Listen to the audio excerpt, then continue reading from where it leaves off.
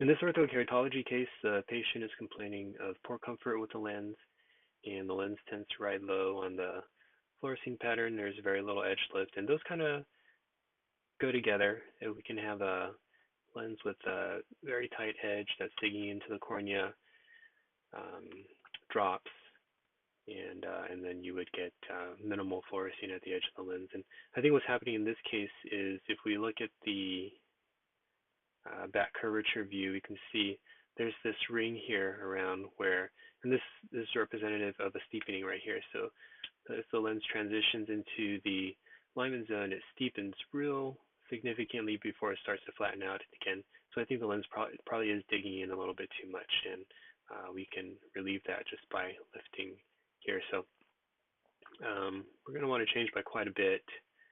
So we'll go to 8x, and then in 100% mode, we'll go until we get rid of that ring.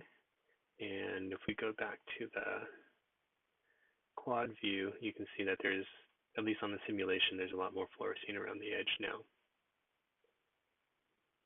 The other thing I'd watch out for is I notice there's some asphericity in the lens quite a bit, and so it's got a flatter central base curve here. Just make sure that there isn't any excessive central bearing, because that can cause some discomfort too. You'll probably get some staining from that in the center. But my best guess is that the discomfort is in this case more from the edge, but since we've lifted the edge a little bit, we want to also make sure that the central bearing doesn't get too much in this case.